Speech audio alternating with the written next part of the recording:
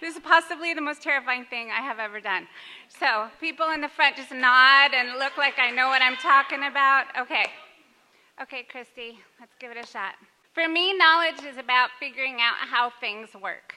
And my favorite teaching experiences are when this happens in the classroom, when students and I are figuring out how things work.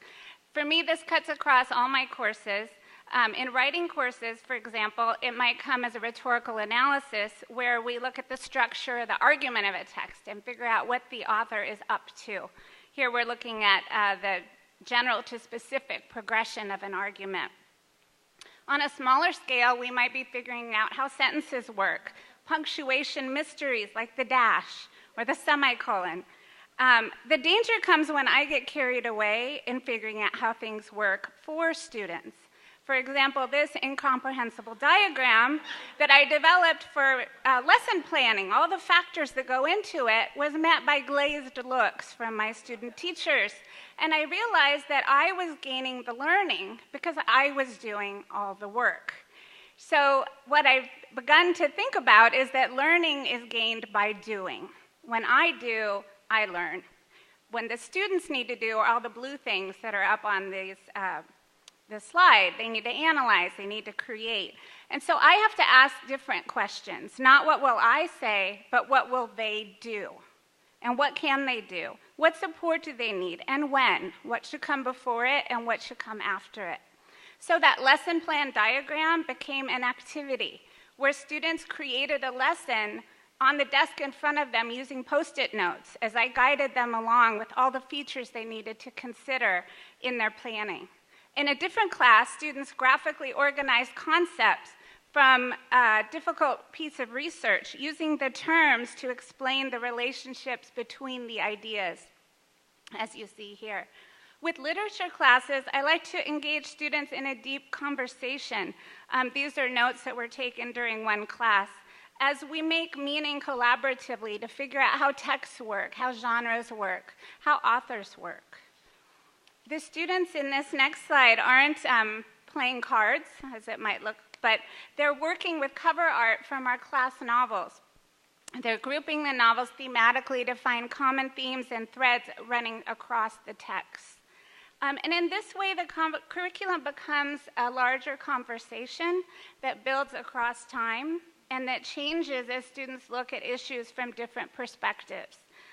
Literature especially benefits from a shift in perspective.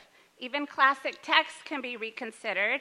For example, The Wizard of Oz. I'll just read this in case you can't see it. Transported to a surreal landscape, a young girl kills the first person she meets and then teams up with 3 strangers to kill again.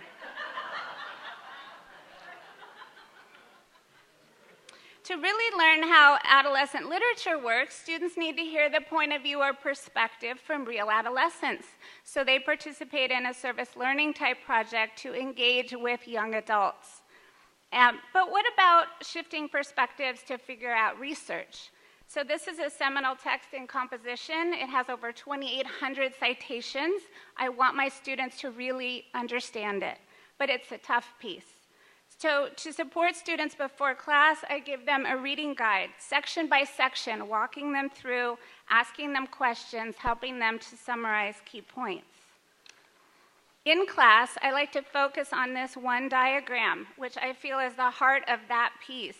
It's a flow chart of how the writing process works, but it's complicated. So over time, I found that I can break it into pieces and assign students to take one component, just one, to reread it and adopt that as a persona. So they might become the rhetorical problem, for example. Once students all understand their various parts, we perform this diagram, with each student playing a role as the writing process takes shape and we see the pieces interacting and working together.